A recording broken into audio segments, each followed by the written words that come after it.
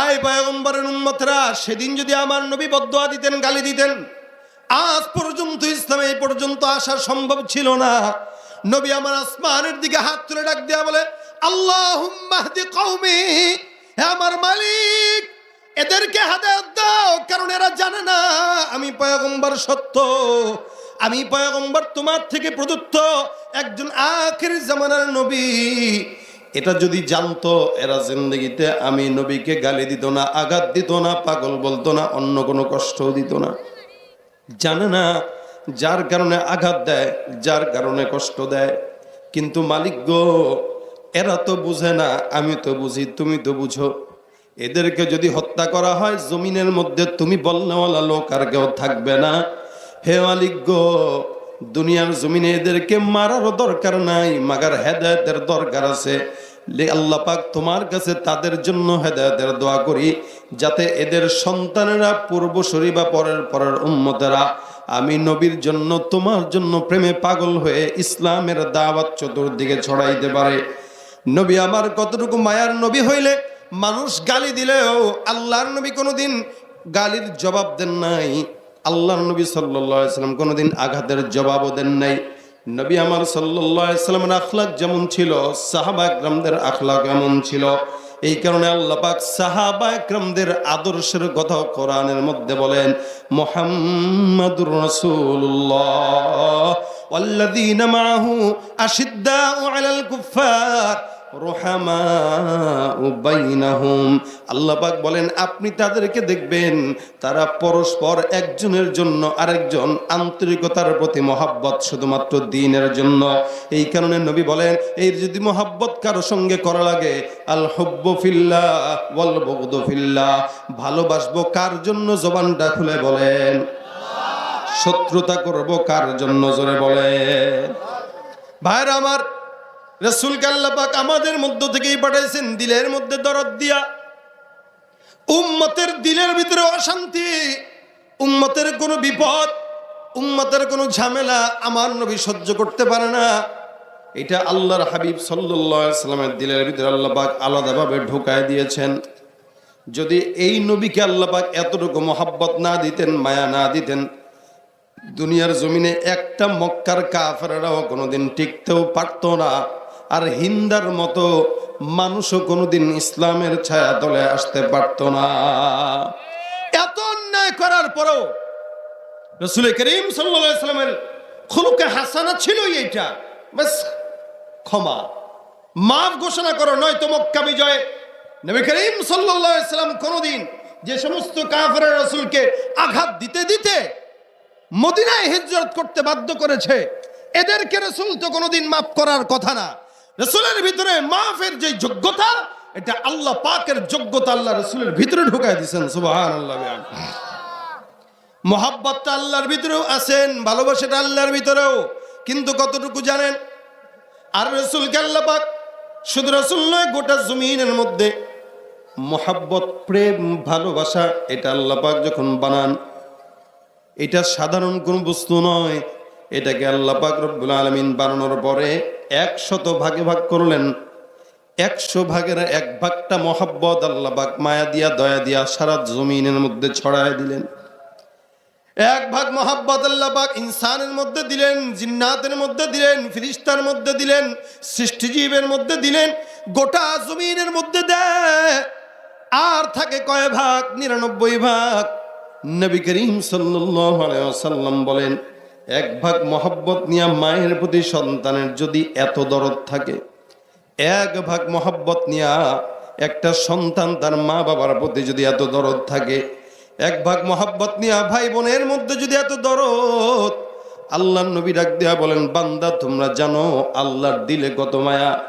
আমার রব্বুল আলামিন বাকি 99 ভাগ মহাব্বত শুধুমাত্র তার দিলের মধ্যে ঢুকায় রাখছেন। কেন? এই গুনাহগার বান্দাকে ক্ষমা করে আল্লাহর জান্নাতের জন্য বাকি 99 ভাগ মহাব্বত আল্লাহ তার দিলে ঢুকায় দিয়ে রাখছেন। সুবহানাল্লাহ। এত মহাব্বত আল্লাহ পাক তার দিলে রাখছেন, অন্তরে রাখছেন, শুধুমাত্র আপনার মতো আমার মতো না এক বান্দাকে মাফ করার জন্য। নবী করিম সাল্লাল্লাহু আলাইহি ওয়াসাল্লাম এই কারণে মাফের ঘোষণা দিতেন, বান্দারা মাফ করে দাও। এই জন্য আল্লাহ পাক বলেন খুদিল আফওয়া ওয়া'মুর বিল উরফি ওয়া আ'রিদ আনিল জাহিলিন, তোমরা ক্ষমা করা শিখো। আল্লাহ পাক রব্বুল আলামিন বলেন ক্ষমা তো করবা, আর জাহেলদের কাছেও যাওয়া যাবে না, কারণ জাহেলদের কাছে যাবা উল্টাপাল্টা কথা বলবে, রাগ উঠবে, ক্ষমা করতে মন চাবে না। ক্ষমা করবা তখন যখন জাহেলের কাছেও যাবা না, দূর থেকে অন্যায় করছে, বাস যাক মাফ করে দিলাম। নবী করিম সাল্লাল্লাহু আলাইহি সাল্লামকে আল্লাহ পাক ক্ষমার গুণ দিলেন, দয়া দিলেন, মহব্বত দিয়ে দিলেন, যার কারণে উম্মতের প্রতি দয়া করে। কোন একদিন পয়গম্বর উম্মতের প্রতি কত দরদওয়ালা নবী ছিলেন, ছোট্ট ঘটনা শুনলেই বুঝবেন। রাসূল করিম সাল্লাল্লাহু আলাইহি সাল্লাম একদিন যান, কবরস্থানের পাশে দিয়া আগায় কয়েকটা কবর। রাসূল অভ্যাস ছিল কোন সময় এই কবরওয়ালার কবরের মধ্যে আযাব, মালিক এই কবরের মধ্যে যিনি আছে, মালিক তুমি তারে ক্ষমা করে দাও। নবী বারবার হাত উঠায় আর বারবার হাতটা নামায়, আল্লাহ কবুল করতেছে না। সাহাবাত মাইন পাশে দাঁড়ানো, নবী আমার হাত তুলে আবার নামায়, বলে না রে আল্লাহ কবুল করে না, আল্লাহ নিকট দোয়া পৌঁছায় না। হে সাহাবাত মাইন যাও যাও, মদিনার এই কবরস্থানের ভিতরে যাদের কবর তাদের সবাইকে ডেকে আনো, সবাইকে বলো যার যার পরিচিত মানুষের কবর সামনে দাঁড়ানোর জন্য। আমি রাসূল এই কবরের মধ্যে আযাব থেকে সহ্য করতে পারতেছি না, কে কোথায় আছো এই জায়গাটায় দাঁড়ায় যাও। রাসূল করিম সাল্লাল্লাহু আলাইহি সাল্লামের কথা অনুযায়ী সবাই সবার কবরের সামনে আসলেন। এটা মায়ের কবর, এটা বাবার কবর, এটা বিবির কবর, এটা ভাইয়ের কবর, এটা অমুকের কবর। সমস্ত বান্দাদের কবরের সামনে সকল আত্মীয়রা দাঁড়ানো। এই কবরটা একা, এটার পাশে কেউ নাই। নবী করিম আরো ফেরেশতান সাহাবাদেরকে ডাকতে বলে, তোমরা জানো এই কবরটা কার? এই কবরের সামনে তো কেউ আসে না, কবরটার মধ্যে অনেক আযাব। আমি নবী নিজে দোয়া করতেছি, লেকিন আমার দোয়া ও আসমানের রব কবুল করতেছে না। একজন আখিরি জামানার পয়গম্বর, দোজাহানের সরদার, আকায়ে নামদার, যিনি কিয়ামতের মাঠে সুপারিশ করে হাসর থেকে বান্দাকে জান্নাতে ঢুকাইবেন, এমন একজন নবীর দোয়া আল্লাহ কবুল করে না। বুঝতে হবে অপরাধটা বিশাল বড় মারাত্মক।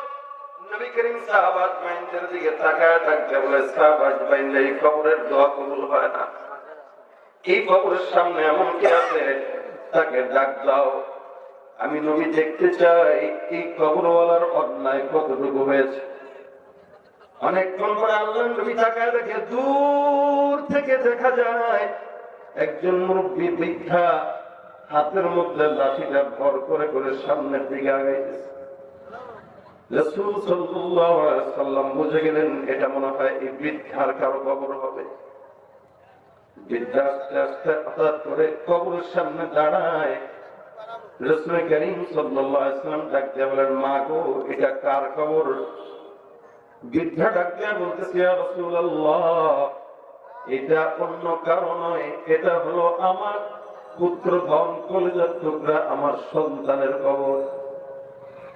রাসূল করিম সাল্লাল্লাহু আলাইহি ওয়াসাল্লাম ডাকতে বলে, কবরের ভিতরে আযাব, আমি অত্যন্ত পেরেশান, আপনার সন্তানের ব্যাপারে আমাকে কিছু বর্ণনা করেন, আপনি কিছু বলেন।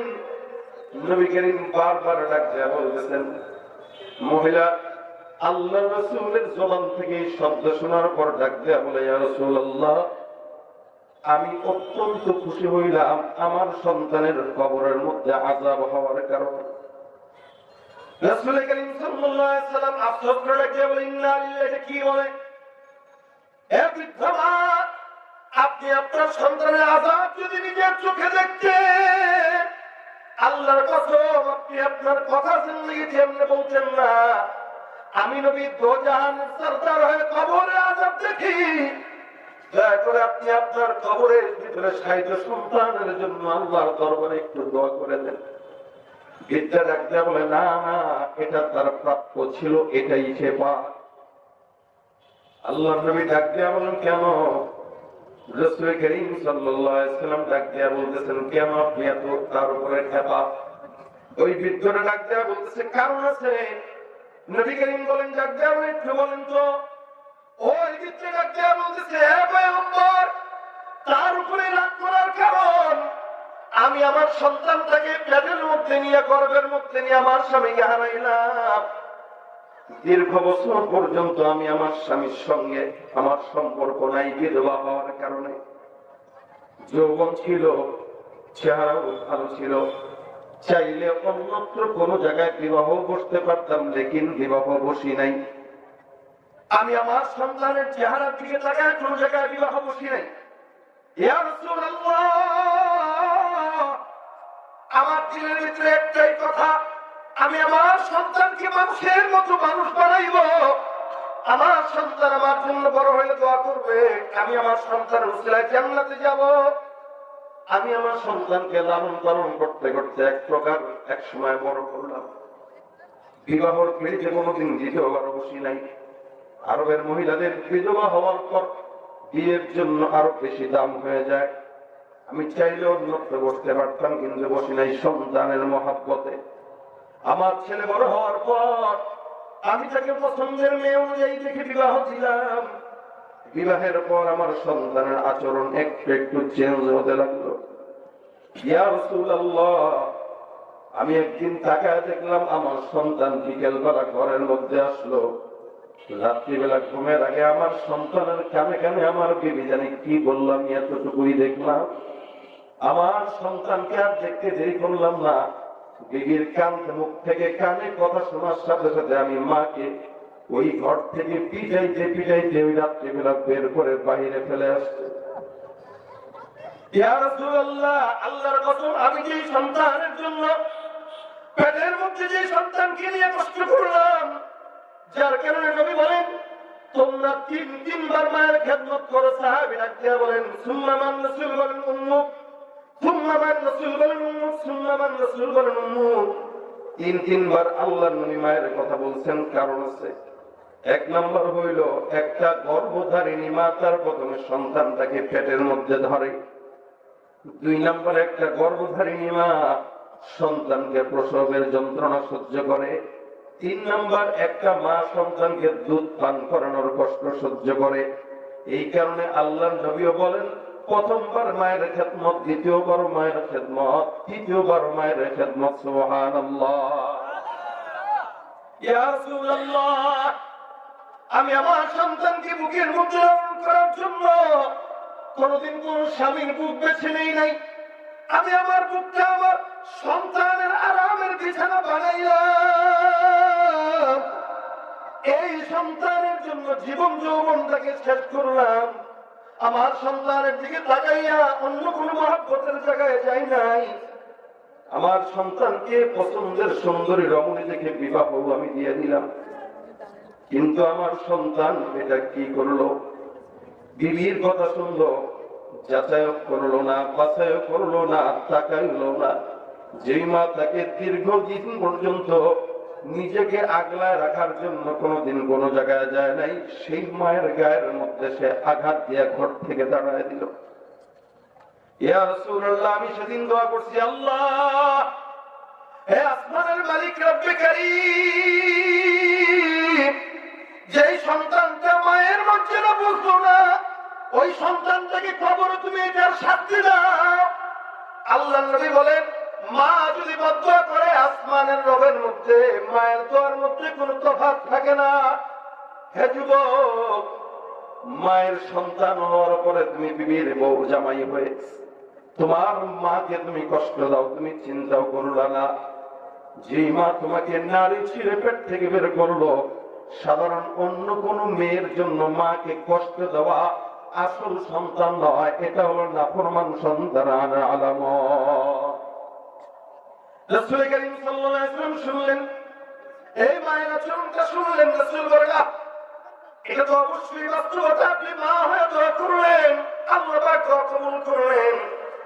কিভাবে বুঝাই, আমি কিভাবে বুঝাই? আপনার সন্তানের কবরের মধ্যে কি আযাব, এটা যদি আপনি মা চোখে দেখতেন।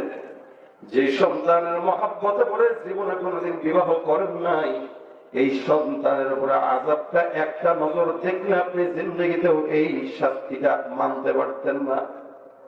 নবী করিম বলেন, যাক না, যা হচ্ছে হোক না, মাফ করে দে। আল্লাহ নবীর কথা শোনার পর মা ডাক দিয়ে বলেন, না না রাসূল, আমি গেলাম। নবী আমার ডাক দিয়ে বলেন, আসমানের মালিক, এই মায়ের কবরের মধ্যে কবরের আযাবটা দেখা দাও। একটা নজর মাকে একটু সন্তানের কবরের আযাব দেখুক।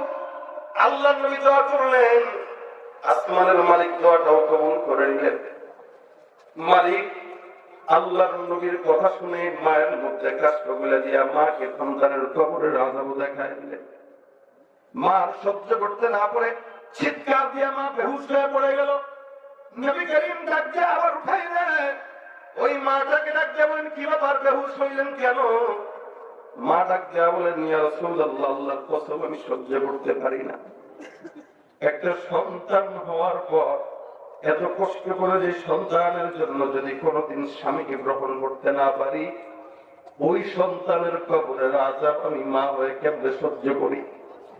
ইয়া রাসূলুল্লাহ, আপনার কাছে আকুল মিনতি আবদার, পয়গম্বর আমার সন্তানের জন্য দোয়া করেন, আল্লাহ যেন তারে মাফ করে দেয়। নবী করিম সাল্লাল্লাহু আলাইহি ওয়াসাল্লাম ডাকতে বলেন, আসমানের মালিক, মাটাও মাফ করে দিচ্ছে, আল্লাহ এই সন্তানকে তুমিও মাফ করে দাও, কবরের আযাব বাদ দিয়ে দাও। আল্লাহর নবী যখন দোয়া করলেন, রাসূল করিম কিছুক্ষণ পর কবরের দিকে দাঁড়াইলেন, তাকায় দেখেন রাসূল অন্তরের দৃষ্টি দিয়ে দেখেন আল্লাহ পাক রব্বুল আলামিন মা মাফ করার সঙ্গে সঙ্গে বান্দার কবরের আযাব সাথে সাথে মাফ করে দিছে।